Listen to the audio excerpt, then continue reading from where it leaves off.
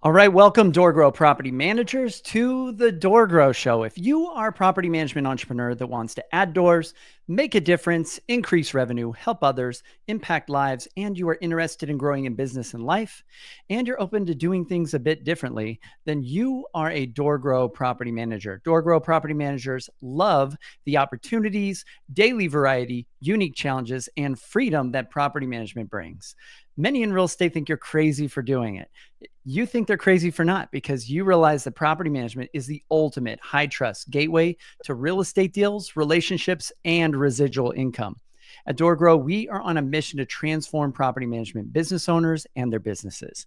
We want to transform the industry, eliminate the BS, build awareness, change perception, expand the market, and help the best property management entrepreneurs win. I'm your host, property management growth expert, Jason Hole, the founder and CEO of DoorGrow. Now, let's get into the show. So my guest today, I am honored to hang out with Ryan Pineda. Ryan, welcome to the show. Hey, happy to be here. Good to see you. So Ryan, I'd love to kick things off by getting back into your background of how you kind of got into this journey of entrepreneurship. But before we do that, I know you work with, your company's called Wealthy Investor, right? Yep. And you've worked with a lot of real estate investors. My target audience listening to the show are usually the vehicle or the support mechanism for a lot of investors. And so I think the audience would be interested in hearing a little bit about how you got kind of started into entrepreneurism, first of all, and then maybe how you got into real estate. Yeah. I'll give the quick story. I never wanted to get into real estate or entrepreneurship. I was a baseball player growing up, and that was all I wanted to do. I was grateful and thankful that I was able to actually do that. I ended up getting drafted by the Oakland A's and got to play professional baseball for 8 years. But yeah, it didn't pay much in the minor leagues. I never made it to the bigs. I was making $1,200 a month. And so I had to make money elsewhere. And that's what led me into entrepreneurship. I got my real estate license in 2010. Yep. Mm-hmm. And, so I've been in the game for about 15 years now. And, I've seen a lot, started as an agent, hated it. My mom was actually a property manager. I didn't tell you that. So, I watched her do that for a little bit while being an agent as well. So she was an agent herself. Yeah. But, watching her, I had no desire to be an agent or do anything in real estate because when I got in 2010, she had just lost everything, and she's like, you need to get like a safe job. You need to get something that has a salary and a pension. That was literally her advice. Yeah. Well, and I was like, yeah, maybe. I don't know. Hopefully this baseball thing works out. But while I'm playing, I can't get that. So I'm going to have to do something. So anyways, I become an agent. Hate it, do it for a few years. Ended up getting into other weird things. I started flipping couches. I was a substitute teacher. I was just doing anything that could make a buck on the side. And then eventually that led to flipping houses in 2015. And that was when I, for the first time, started to make some real money. And yeah, by my third year, I had made, I became a millionaire after year 3 flipping houses. And it was just like, wow, this is crazy. And since then I flipped, I think almost 600-700 homes. And, I've bought rentals. I own apartment buildings through our syndication. We've coached people, like you said, with Wealthy Investor. We've coached thousands of students and held really big events. And I've started other subsidiary businesses for real estate investors. We have a lead generation company called Lead Kitchen, where we help them get leads for sellers. We have, I had a tax firm. I've kind of done almost everything you can imagine in the real estate world. Yeah, that's a lot. So when going back to, I'm curious, you said your mom was a property manager and she gave you the advice was kind of like, maybe steer clear of this stuff. What does your mom think now about everything? You know what? She's still always hyper cautious. I retired my parents in 2019. I bought them a house, bought them all the cars and everything. And my dad actually started working for me in 2018 as a project manager. So he would oversee a lot of our flips. And even to this day, he still does it, not because he has to, because he's just like, well, if you're going to pay for us. I might as well like earn it, and he just wants to support and whatever. So, Sure. my dad understands the game. My Mm. mom, though, obviously she's seen the results, but she's still always hyper cautious. And so she doesn't think I need to get a job, no, but she does think a lot of times the big risk I take, I shouldn't be taking. Yeah. So when did you first realize you might, or looking back, when do you see in hindsight that there were clues that you were maybe destined to be an entrepreneur, maybe even doing baseball? Yeah, I look back in hindsight, even as a kid, and I was always buying and selling and thinking about money. Like I started an eBay account when I was like 12 years old. I remember, Yeah. buying stuff and bidding on stuff and getting good deals on eBay. And then I remember I was selling Pokemon cards and Yu-Gi-Oh cards, in middle school and stuff. And it's just like, the signs were always there. And then Yeah. even I was always attracted to just making money myself. So like I was good at poker. I won poker tournaments and I played online and I made money that way. And so in hindsight, it was always very clear I was never going to have a job. Really, Yeah. the only true job I ever had was playing baseball. And even then, it's like, yeah, there's not really a way to be an entrepreneur. I mean, you kind of are. Yeah. You're in charge of your career and how well you want to do and like how well you want to train and move up. And so, yeah, even in that sense, baseball's kind of in that same vein. Yeah. So I'm sure even to get as far as you got in baseball, there was a lot of drive involved and a lot of effort involved, even though there wasn't a lot of pay, it sounds like. Yeah. Yeah, I And- think yeah, for me like I I had to learn how to like win.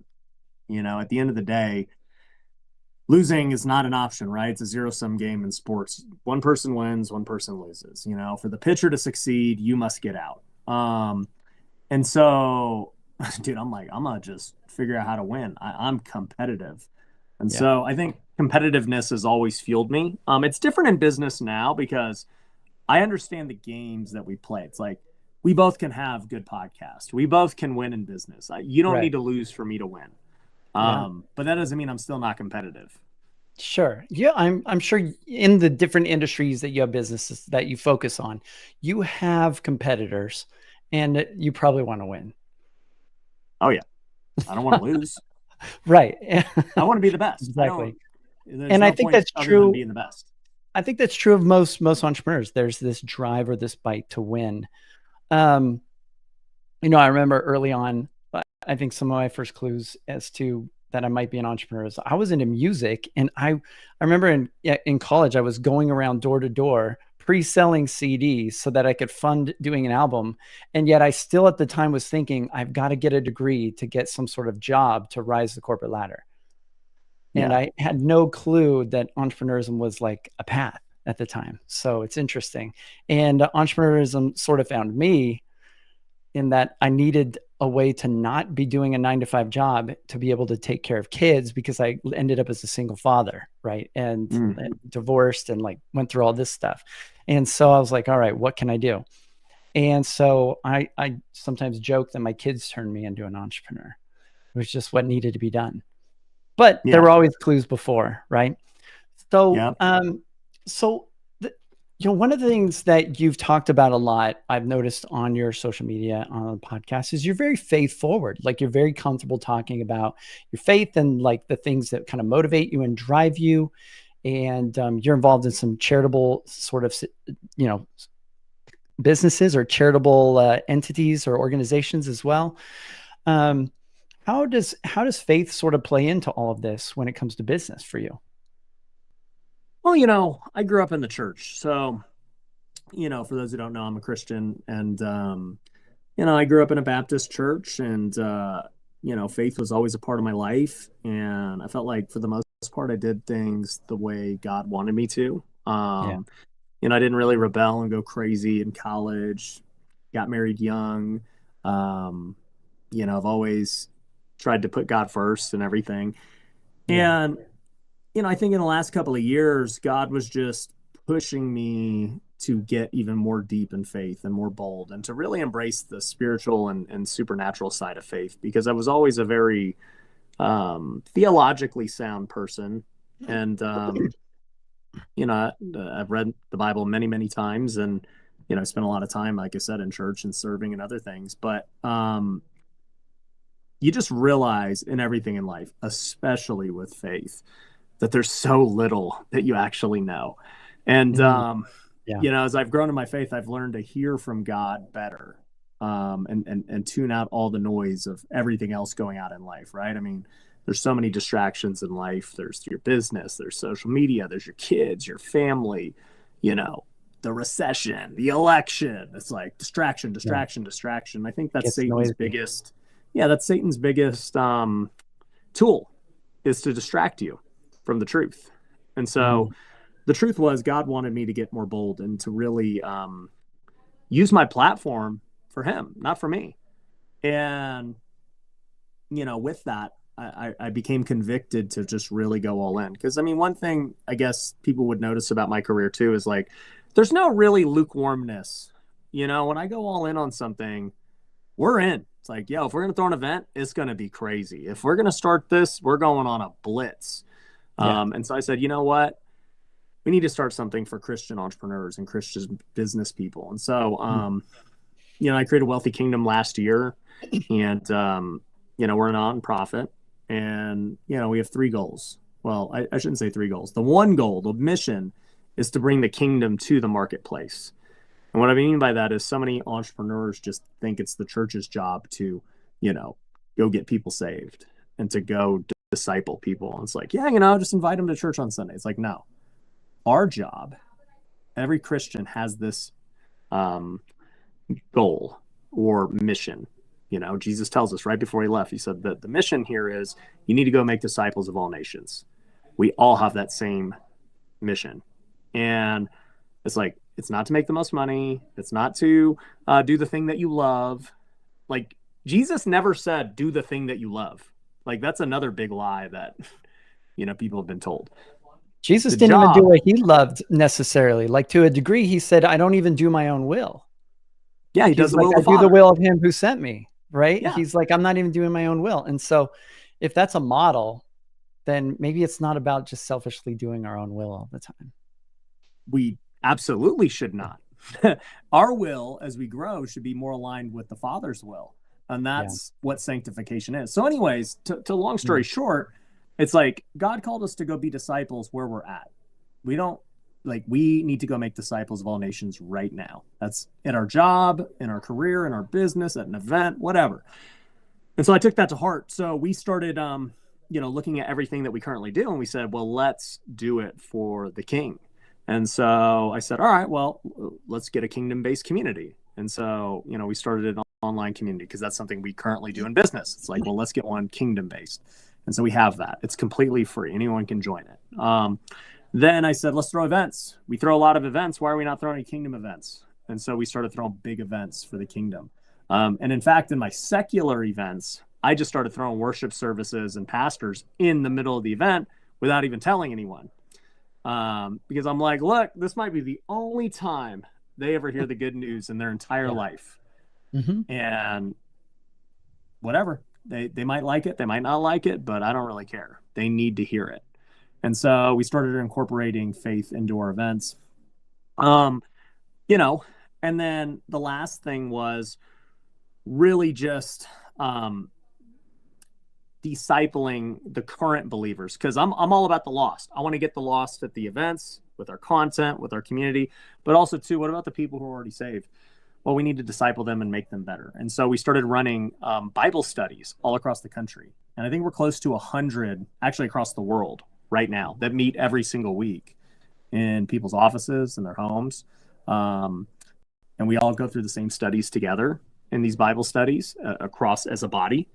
And it's really cool. So yeah, we're trying to attack it from a lot of different angles.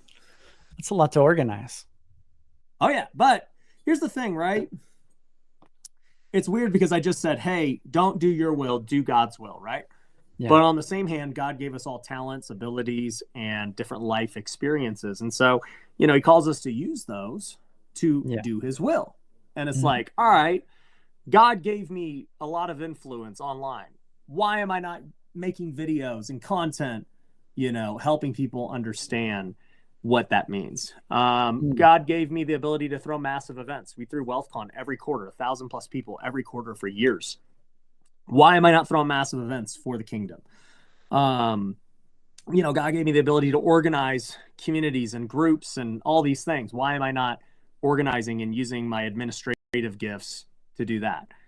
And it's like, it's all the same thing, and they're all the same gifts, and they're all the same skill sets. But on one hand, you're putting him first, and on the other hand, you're putting yourself first. Yeah, I love the idea of positively impacting the world. I think business, a lot of people don't realize, I think business really, there's no more efficient business model for positively changing the world than business, right? I don't think charities don't function as well. Like businesses, there's an exchange of value. And if there's value like behind it and there's a mission and a purpose behind it, then even the team members, the employees, everybody are more lit up and excited. And so business is a very efficient business model. And, one of my past mentors, Alex Sharfin, he would say something to the effect of like, entrepreneurs are the people that have changed the world throughout history. They're the people that kind of think differently. And, you mentioned the word disciple like several times. And I love the scripture where it's like, how do you know who's a disciple, right? And it's by this shall men know, right? You're my disciples. If you have love one towards another. And I think, this spreading this message of like sharing true principles, which I think is what makes scripture, right? It's that there's true principles that can be applied to things that are useful. And I think you'll get a really good business book will have maybe one key principle it teaches. But then you take a book like the Bible, and it's just full of lots of different instances of principles that are these levers that you can apply to various situations in your life or in decision making. And that's always been sort of my purpose, I feel like, is to bring principles to people and to share principles of truth to others, because I feel like that's the easiest lever to impact people's mindset or change their lives, is to bring some truth or light or some true principles that they can apply, especially if it's facilitating more love or more kindness.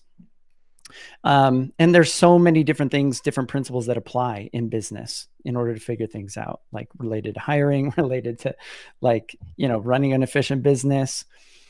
How do you feel like, a nonprofit is a business, right? I mean, it's a nonprofit business. Yeah, it is. So, it is a business. Yeah. A church is a business, technically based on its designation. Wealthy Kingdom is a business. It's just, we don't pay or we it's a nonprofit, right? I mean, in many cases, right? I shouldn't say this because every nonprofit's different. But like for me, I make literally nothing from it. I do it out of I just want to do it. Now we have employees, we have staff, we have marketing, we have event costs. We got to pay for all this stuff, right? And so we got to figure out, man, how do we use the resources we have in the best way possible? Well, it's the same thing we ask ourselves every day in business. We have a limited amount of labor, a limited amount of capital, a limited amount of time. What do we do, to make the most of it? So it's all the same. And I think too, right? You don't even have to have a nonprofit for this to be the example, right? This is just simply the idea of stewardship. God talks a lot about stewardship, and it's like, well, I've given you all different varying degrees of talent. I've put you all in different places. Y'all are going to be judged accordingly based on how you used your talent. And I think that, well, I know that 1,000%. And a lot of Christians don't realize this. A lot of Christians, so for all the Christians on the show, this is going to hopefully convict you. Okay. A lot of people think that when you get saved, that's the end of the journey. Yeah. When literally that is the beginning. They've arrived. They're done. You just started. Great. Yeah. Now, guess what? Your whole rest of your life now actually begins.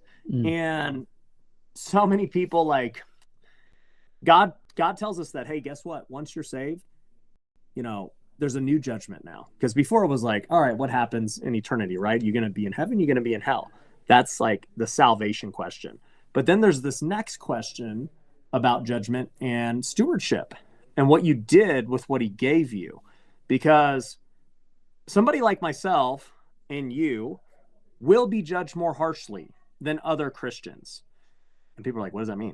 Well, it means that if he gave you more resource, and he even says, if you're a teacher and you cause other people to stumble, you are going to be judged significantly more harshly than others. And so I take that super serious because I'm like, all right, yeah, I'm saved. I'm not worried about that. But man, I better do everything in my power to be a great steward and to understand if I have influence and I'm teaching people, I know exactly what I'm saying. Yeah, it's much like the parable of the talents. You know, the worst was like to try and bury it and hide it, Do nothing. hide the money. The person that did the best with the money, that he trusted with the most money, like made twice as much money. Like he increased it significantly, right? And he was also given the person's talent who buried his talent. Exactly. He's like, I'm going to take it away from you because you don't know how to use this or how to deal with it. And so I think I think there's a nice summation of business in that for us, like where much is given, much is required. And yeah, I've got a little bit of an audience. You've got a little bit of an audience as well, right? We've got these audiences and people are listening. People like pay attention to what we're doing. And, you know, we have a ripple effect. And I have a ripple effect through my clients, who have a ripple effect through all the families that they support, the investors, the team members that they have. And that's significant. And to me, that's exciting. Like that's what motivates me to do what I do. That's inspiring. And but yeah, I could see that some people would maybe maybe it would convict them. Maybe they would feel maybe they feel a little ashamed if they thought about it. Man, you know, the energy I'm putting out into the world and in the universe here isn't the ripple that I really feel is the best ripple I could create.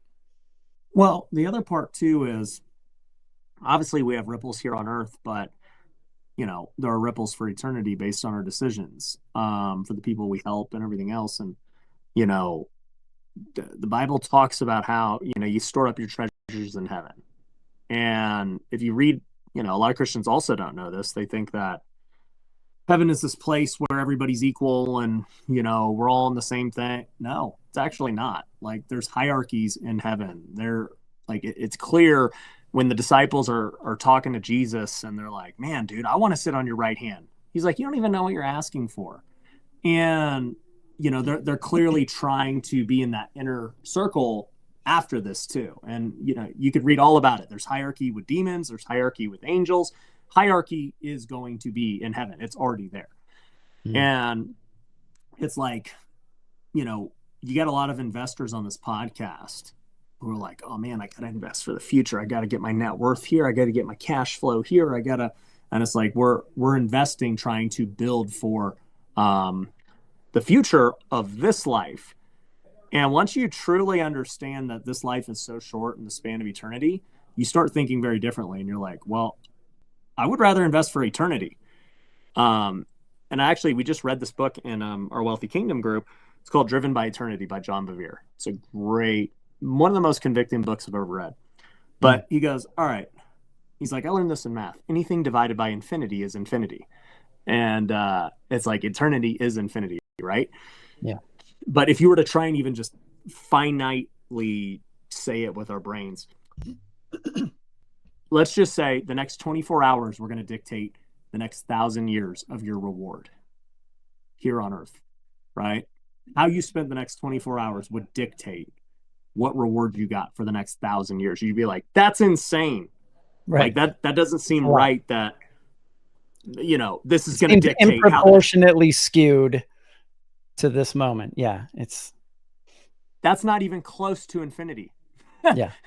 We spend 100 years here on this earth thinking we have all this time. In the scheme of infinity, it's way worse. It could be 24 hours to 10,000 years, to 1,000,000 years, 1,000,000,000 years. It's still not infinity. And people just they don't think about it because it's so hard to grasp.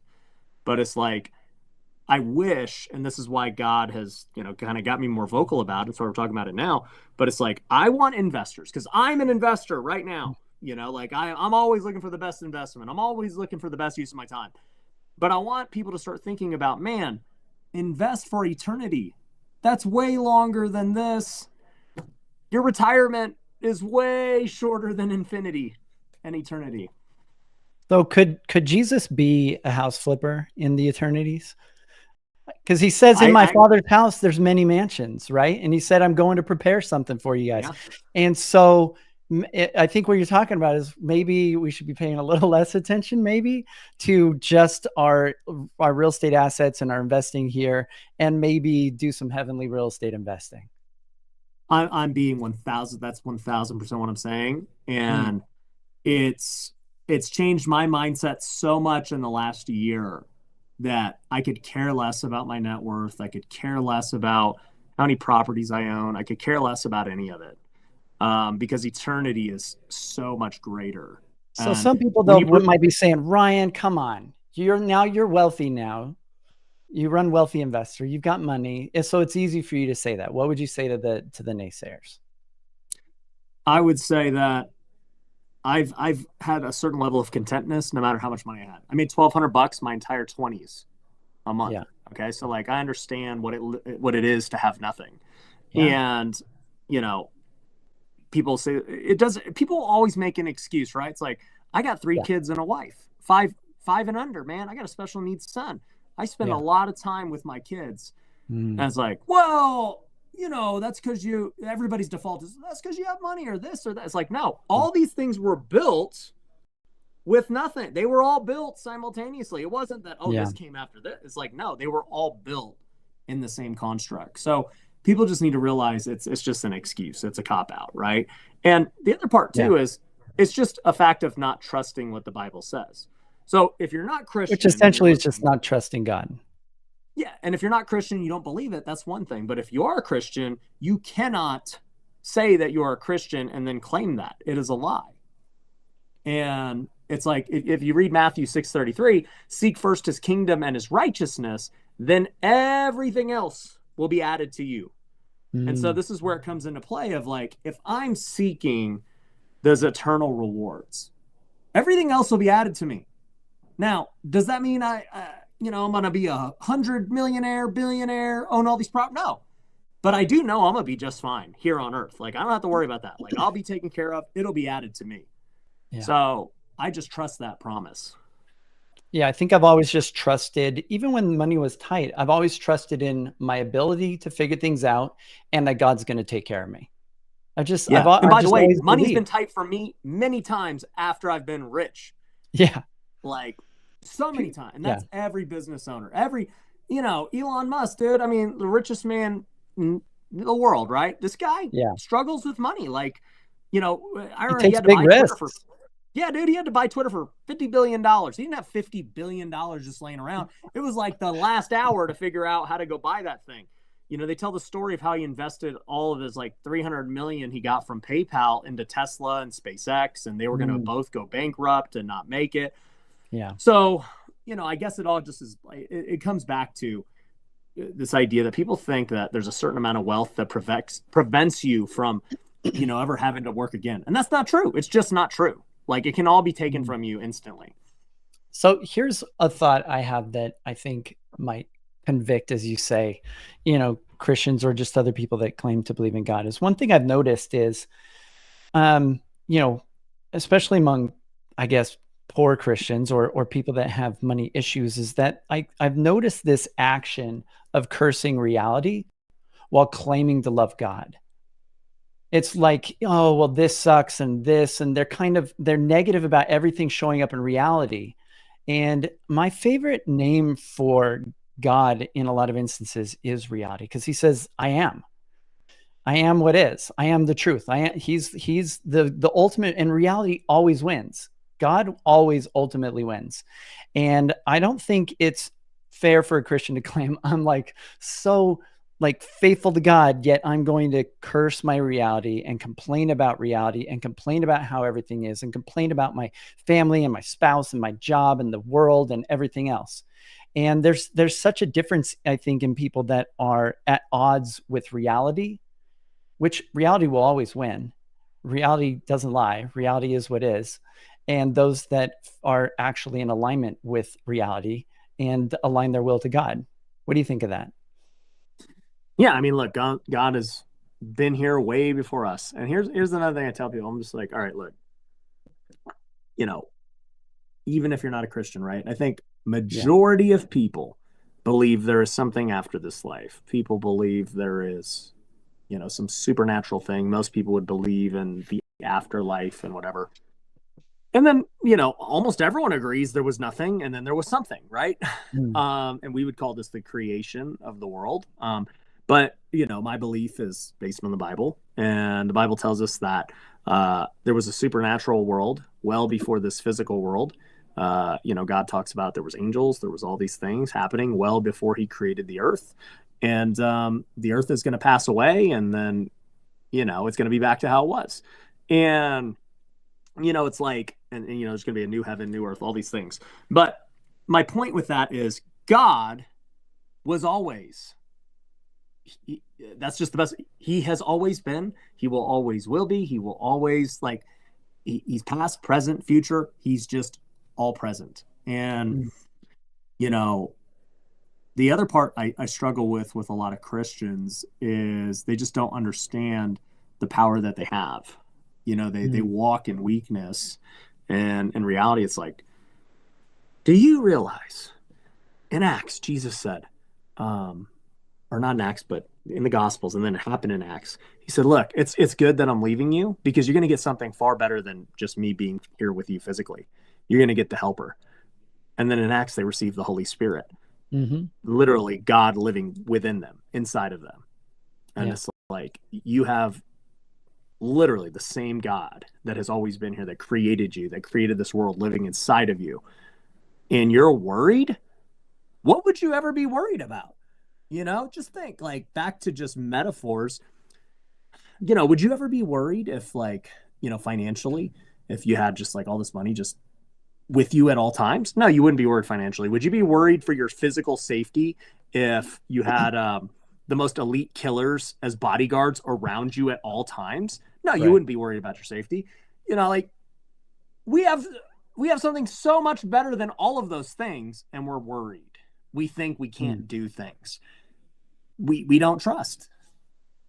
So this is a good question. Let's bring this back to entrepreneurism. How can people, maybe they don't believe in God, maybe they do, but how do they bring themselves, do you feel, and how do you do this? How do you bring yourself in alignment with this greater power for those that maybe can just believe that, or towards the universe or the God that created it? How do we start to get ourselves in alignment so we know we're on the right path? Well, this doesn't apply to just God, but this is just everything in life, right? You are what you consume. So if I consume junk food and crap, then I'm going to be fat and my energy will suck and all those things, right? If I consume being around, or for another example, right? If I consume the news all day, 24/7, right? I'm probably going to be a very skeptical, not trusting person. I'm going to have biases, all these things. If I consume entrepreneur content all day and I watch all these guys and they're talking about making, I'm probably just going to be thinking about making money 24/7, right? You are what you consume in all areas of life. And, you are the average of the 5 people you hang around with. All of these things are a form of just what you consume. And so if you want to become more like Jesus, you have to consume and get around people that are like Jesus. And so, what does that look like? Well, it looks like reading your Bible every day. It looks like praying every day. It looks like hanging around, other Christians who are walking the walk. It looks like going to church on Sundays. It looks like listening to sermons, listening to worship music. You just have to immerse yourself in it and consume it. And that's how you're going to become more aligned. It's crazy because I'll tell you this, and this could sound extreme to people, but it's like you start to realize the rest of the things in the world that are deception, right? It's like I used to not think rap music and things were bad. I used to listen to gangster rap all the time, man. I love Tupac and all these guys. And then you start to just Thug Ryan. Just Thug Ryan. They call me Lil Ryan. You listen to the lyrics, from a different point of view, and you're like, oh my gosh, this is not good. This is crazy that I listened to this when I was a kid. I should not have been listening to this, right? Because you start to get convicted. If you watch porn, it's like you're gonna start looking at your wife a different way, because you're consuming the wrong things. Yeah.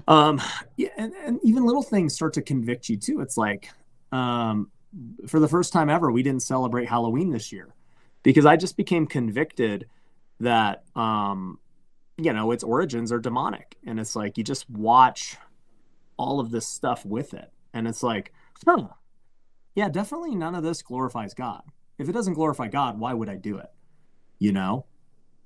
And I it's like like it glorifies demons and all of these dark things. It's like Mm. that doesn't seem proper. Yeah, I like it's kind of that balance of how to be in the world but not of the world, right? Like Jesus was hanging out with publicans and sinners and he was around people, but he also wasn't like just doing everything that they were doing, right? And Mm-hmm. so, yeah, I think that's an interesting concept. I like though what you said about, and that wasn't even where my head was going when I asked the question, but I love that you said, like, look at the people that you're choosing to be around. There's a consumption there. And there's this book called The Dark Side of the Light Chasers. It's by Debbie Ford. And it's interesting because she talks about in it that we each have this golden side and we also have this dark side to us. And the golden side is the side of ourselves that we see reflected in others, of the people that we look up to. And there's different people that kind of trigger that in us. Some people, for example, like look at Donald Trump, very polarizing figure. Some people look at him and are very triggered and their dark side is triggered. They Yeah. see a narcissist. They see all these negative attributes. And then there's some that look at him and they're like, oh, he's an entrepreneur or he's strong or he's masculine or whatever, right? And they look at the golden side. And I think what we see in other people and the people we choose to be around, we want to choose to be around people that we perceive as having a light. Somebody that has something that we want, and attributes that we want to become more like. And I think choosing to do that, especially in choosing mentors, is important because you're going Very to important. ultimately become a little bit more like them. And that doesn't mean every mentor that I choose is like ahead of me in every key area of life. But if they're at least in the area a little bit ahead of me in success in the area I'm getting coaching from, then I'm going to absorb that. But I'm careful not to take on everything else and to be discerning and to use discernment. And I think it's important, like you said, to be around people that you perceive as being a high caliber or people that you believe are moving towards greater light. Yeah. No, 100%. I agree with all of it. Love that. All right. So, so Ryan, what if somebody is listening to this, and we talked a lot about like kind of faith, God, religion, stuff like this, and somebody's like, okay, maybe I'm willing to entertain the idea that God exists. Maybe Jesus is somebody I should like figure out. What would you say is a good first step for those people? Well, obviously like the Bible is the truth, right? That's God's revelation to us. And so a lot of people are like, well, I don't even know where to start with the Bible. I would say step one, buy a study Bible. So I would just go on Amazon. I would get an NIV study Bible. It's very simple. So that way it has just notes on the side for you to help you understand what it's saying and different questions. And so, I have a study Bible right here. So this is, maybe you can find this one on Amazon. It's called this is called the Quest Study Bible. Now this Bible's like 15 years old. So maybe they don't make this one anymore. But actually I know they do make a version of it. It's not called the Quest Study Bible anymore, but just look up NIV Study Bible. And I would start in Matthew. That is the very beginning of the New Testament. I would just start in Matthew and read it all the way through. So unlike other books where you start at the very beginning, you're going to start about 2/3 of the way through in Matthew, and just trust me, it'll make sense. So that would be step one. Step two, I would say, obviously you want to get plugged into a local church. That's a lot harder for somebody who doesn't know anything. So here's what I would advise is join us at Wealthy Kingdom. So it's wealthykingdom.com. Everything's free. You can be a part of the community, and you can get plugged into a Bible study with other entrepreneurs in your area or virtually. So that's going to be your best place to really build connections, because you're going to also be around other people who understand the actual life that you live right now. And they're open. We have lots of non-believers in our Bible studies who are there to learn, man. They're like, look, I'm here to learn. I don't know. I don't believe. I don't even know what you believe, but I'm here Mm, to learn. And so yeah. we love those types of people. So those would be the two steps I do, because I don't know, everybody here listening is listening to different things. So I don't know what local church you should go to or anything. So come join us virtually. And then you're probably going to meet people in Wealthy Kingdom that are in your area, especially the local Bible study, and they're going to know what local church for you to go to. Got it. This is maybe a controversial hot take of mine, but I feel like a lot of people get so caught up in trying, even among Christians or non-Christians, trying to prove whether the Bible and everything in it is factual history or not. It's like Mm-hmm. facts and data. They're trying to prove it. And I think they both sides miss sight of the most important elements, which is, are there true principles that are applicable? Can you apply these things to your life? Are they useful tools? And I think that that's the real measure of a principle, whether it's true or not, is you try it out. You test this, try this on in your life and see if the fruit is good. See if it gives you positive results.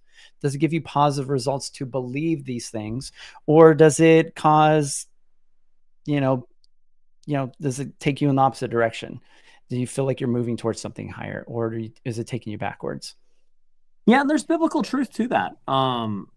There was a reason Jesus performed miracles. Like a lot of people are like, well, why? Right? He could have just said all the things he said. Hey, don't steal, don't, follow the 10 Commandments, love your neighbor. Everybody can agree with those things.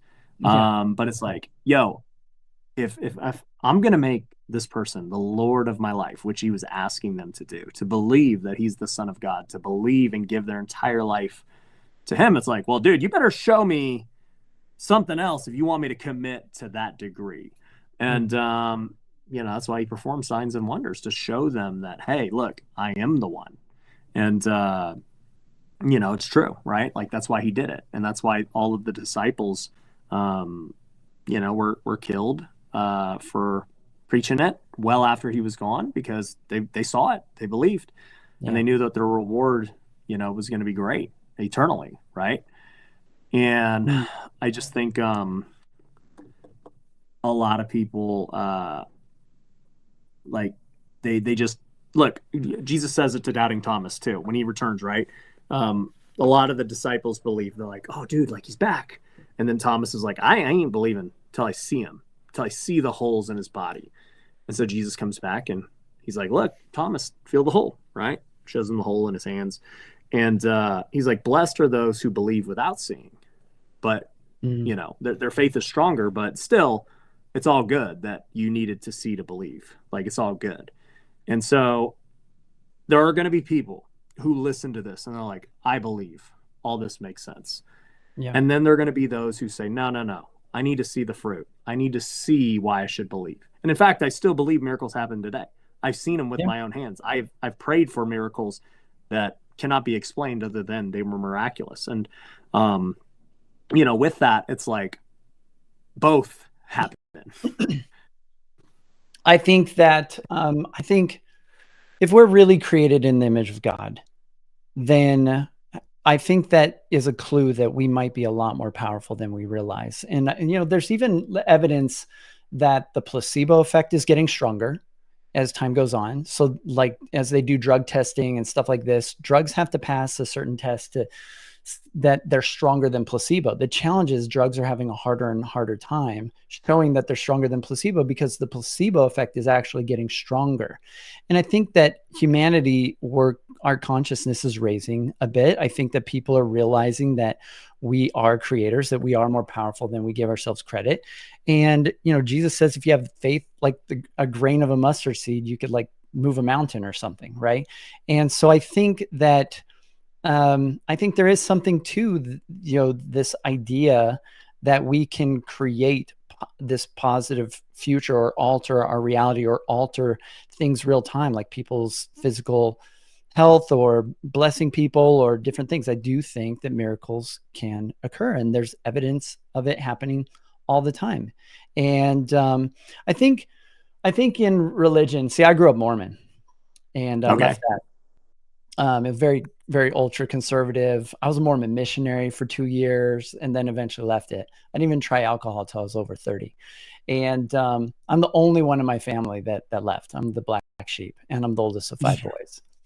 So Yeah, sorry, mom. Sorry, they're dad. not happy with you. Yeah, but they still love me. But I think one of the things that and I'm grateful for all that I learned. Like I did a lot of religious study growing up, and I was the one that just kept digging until I dug my way out of it, I guess. But I Yeah, think, a Mormon apologetics is a tough thing to defend. yeah. So I think, there's a lot of people think that they need to sell some sort of gospel or good news of Jesus or the Christian church by convincing people their life is going to suddenly be magical or better. And that's not always true. And I don't think that's the whole point, is that you don't magically make everything about your external circumstances in your life better. But I think being more in alignment with God and being more connected allows you this greater strength to weather what's happening. I mean, if you look at what happened to Peter and or any of the apostles, like they suffered horrible deaths. I don't know that their life magically became more amazing because they followed Jesus, but they had that conviction and they knew truth. And I think in a lot of instances, becoming Christian or believing in Jesus or following his principles may make your life in some instances more challenging. Maybe there's Yeah, more fiery darts thrown at you by the adversary, for example. But I do believe that there's some sort of power and confidence that comes with knowing that your personal life and will is in alignment with what God wants for you. Like you're following that calling and that knowing within, and there's a strength that comes from that nobody else can shake. It doesn't matter like what your parents are saying to you. It doesn't matter what your spouse maybe is concerned about. It doesn't matter if you know you're doing what is right, then you're willing to just let the consequences follow. And that's yeah, different than just looking for like this better life or a mansion here on earth instead of a mansion in heaven. yeah. And Jesus said, "Hey, you got to count the cost. You got to pick up your cross and follow me." It's like picking Mm. up your cross literally means dying to your old self and giving your all to Jesus. And somebody's like, "Oh, well, like I got to say bye and to my dad, and I got to bury," and he's like, "No, no, no. Like this has nothing to do with your current family. This is about you and me. Mm. Whether or not you're going to follow." And I've met many ex-Mormons, Jews, Muslims, people who have given their life to Jesus, and um, it's tough because there's so many family dynamics that go on to it, and it's like it ain't easy. And I feel for those people because that's very hard. But I also am a believer that through your faith and through those who make that commitment, they have the chance to impact their families Mm. so much more, and they can be sanctified through them. Yeah. I mean, I had a meeting with the mastermind this morning and we were talking about distractions. And we were they were all men, and we were all sharing like what's distracting us and what's holding us, back from the things we should be doing. And I was thinking about, just how can I be a better father? How can I be a better partner, a better spouse? How can I be a better business leader? And at the stage I'm at now, it's just more discipline. It's less distractions. And it's all like cutting out all of the fat and the little things that are so easily taking us. And that's kind of what you led us into here in the beginning. Um, you know, what would you say to those that are just, they're trying to run their business. They're dealing with a lot of distractions, which is common for entrepreneurs. We see shiny objects everywhere. How do they get focused, and how do they start listening to that inner voice that connects them with the divine so they can start making the right moves? Well, I think it's very simple, right? You just make God the focus. You just have to trust that if you make him the focus, everything else will fall into place. And then it goes back to Matthew 6:33. Seek first the kingdom and his righteousness, and everything else will be added to you. Mm. And that's faith. That's faith in a nutshell, because you'll be like, well, I mean, you don't understand the fires that I have, Ryan. You don't understand the drama and the problems. My kids are doing this. My relationship with my wife sucks. Like, I got to focus over there in order to fix, well before I can go worry about God. I mean, that's like the biggest thing I hear all the time too. It's like, well, once I get my life right, then I'll start going to church. I'm like, no, you can't get your life right. That's why Jesus paid the price, because you can't. Yeah. It's the same funny thing I hear when people are like, it's like saying once I get abs, I'll stop eating candy bars. yeah, well, I was going to use a health example too, where I hear this actually from people because I was in sports for so long. Hey, I'm going to get in shape first, then I'm going to go get a trainer and start, because I'm not ready to go train with them like that. That's too hard. I got to like get in shape first. And I'm like, dude, no, that's why you need a trainer. No. And yeah, it's the same thing with faith. It's like, if you follow God and you seek his ways, I mean, just like you've been saying, from a practical standpoint, if you follow what the Bible says, your relationship with your wife will get better. Like, you're just going to be a better leader. You're going to serve her. You're going to be different. Your relationship with your kids will get better. The relationship with your employees will get better. The way you act in business will be better, And it doesn't mean that it's going to be easy. I didn't say it was going to be easy. I just said it's going to get better. And, I've had so many difficult situations in business. Lost millions, investors pissed, customers pissed, lawsuits. I've dealt with everything you could imagine in business. And guess what? Every time I've been able to get through it, and it's because of my faith.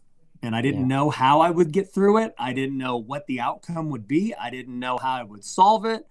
But I can tell you, I slept pretty good throughout all of it, because I just knew God would take care of it some way, somehow. Yeah. You knew it would be figured out, and you felt like you had somebody on your side. That's pretty powerful. Yeah. I mean, God promises to be on my side. Yeah. Romans 8:28 says that, he works all things for my good, for those who believe. Even the tough stuff. All things, not some things. Whom God loves, he chastens. Despise not the chastening of the Lord, right? Yeah. So it may not necessarily be easy, but yeah, it'll be worth it. And so, well, very rarely is it easy. Yeah. Don't expect anything to be easy.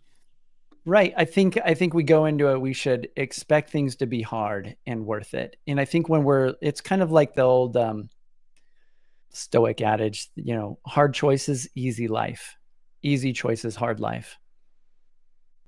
Yeah. And we all know people we all know people that they're focused on ease. They're focused on trying to have comfort. They're focused on how do I avoid doing stuff? I just want to relax. I just want a weekend. I just want time. And I think as I've grown into adulthood and focus more on stepping more into my masculinity, I've realized that nobody's coming to save us except maybe Jesus, right? Nobody's coming to do it for us. There's a level of work that's expected, and we need to get beyond always seeking comfort, because comfort is it's a deceptive and alluring sort of drug. And we need to be willing to put in the work, put in the effort, and focus and put in that discipline. And then life gets a lot easier overall. Life gets a lot better overall when we're disciplined, right? Yeah. Disciplined people don't cheat on their spouses. Disciplined people take care of their kids and spend time with them on the weekend. Disciplined people, focus and take care of their health, so they have less health issues. They're putting their own oxygen mask on first, so to speak, so they can take care of others, right? And that's discipline, and I think that's important. Well, Ryan, we're about out of time. I really appreciate you coming on the show. This has been, I think, an inspiring conversation. It's got my brain sort of running in a bunch of different directions, thinking about, how can I be better and how can I evolve as a human? What would you like to say in your final words to those listening to this podcast, and maybe how they can get in touch with you or your various businesses? Yeah, I think, as far as getting in touch with me, that's easy. You can just go on social media, search Ryan Pineda, wherever. So that part's easy. I would say the final thing to leave them with, I mean, we've talked a lot about faith and eternity and everything else, and that's usually the final thing I leave on podcasts, because I don't, depending on where the conversation goes, right? Yeah. I'll always draw it back to faith. Um, so I would just say that, man. I mean, like, look, there's a common theme for what we're saying. It's like life's going to be hard one way or the other. You're going to go through Mhm. tough times. You are going to have uncertainty. You're not going to know if things are going to work out or not the way that you're hoping. But, you know, one thing I know for sure is, and this will apply for both ways, not just faith, but also business and faith. When you start becoming process driven more than results driven, your life changes, because you're never going to be up and down with the result. You're always just trusting the process. And so, in baseball, we had to learn this every day. It's like, I don't know who's pitching tomorrow. I don't know. Like, I just got to trust my routine, my process, and then I'm doing the right things every day. And if I follow that, I know I'm going to get the best result that I possibly can get in the long run.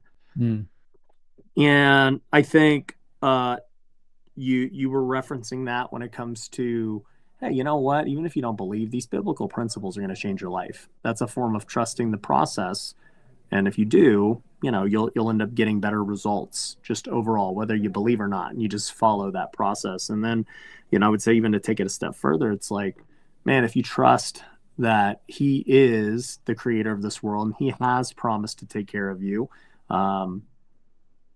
then that's a process to choose to have faith and trust that that's the case, to trust that his plan is better than your plan. And it's not easy because we all want control. We all want certainty. That's, that's our human nature. That's why we're trying to get financially free. That's why we're trying to, get enough cash flow. And I teach on these things. Like, I get it. But there's a better plan. And, if you just trust the process every day of following him, he will make your path straight, And so I've seen that in my own life. I'll tell you this. I never thought I'd be a podcaster, an events guy, a social media guy.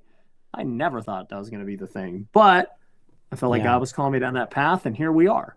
And I don't know where he's going to call me the next 10 years. I don't have a 10-year plan. I don't have any of that. And I don't care.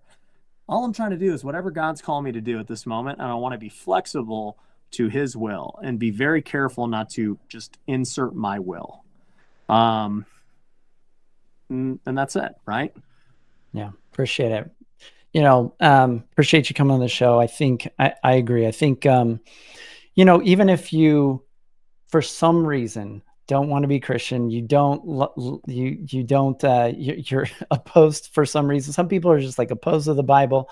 Just look at the Bible through the lens of what are the principles that have made this book one of the greatest books of all time? Why has it stood out? Why has it stood the test of time? Why do so many people look to it for wisdom and for insight? There's so much wisdom in there. And if you can at least just be willing to extract wisdom wherever you can find it, then you're not an idiot. And so at least start there, everybody listening. Just look for wisdom, be a seeker of wisdom, and look for the things that are better and higher. And that's going to eventually lead you to better and higher things and help you to weather the storm. And you can tell Ryan has, he has this confidence that comes from knowing it's not all reliant on him. He trusts that there's something greater than him that's going to give him a source of power or ideas or decision-making or guide his paths. And to not have that, for those of you listening, must be terrifying. It must feel a little bit scary to just not have nothing else above you to reach up to.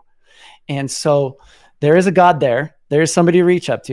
You go ahead and test it out. My way of aligning towards God is to sit, read things that I feel like lead me closer to something better and higher. That could be scripture, whatever, or to meditate on something, but then to think, how can I align my will with that? What is that voice inside? What is that calling telling me to do? And take those actions and do it. If you don't take those actions, listen to it, that voice will get quieter. But if you start to listen to that voice and take those actions, it's going to get more and more clear to the point where you have that confidence to go out and make decisions. So I think that's a good ending note here. So Ryan, this is a very different podcast episode than we've ever done here on the Door Grow Show. So there we go. I like it. The most impactful one, though. I appreciate you inspiring us to get into faith and chat about that. All right. And that'll be it for today. today's show. Until next time, everybody, to our mutual growth. If you are struggling within your property management business to figure out what you need to do next in your business operationally, or how to add doors, reach out to us. We'd love to support you. Check us out at doorgrow.com. And that's it. Bye, everyone.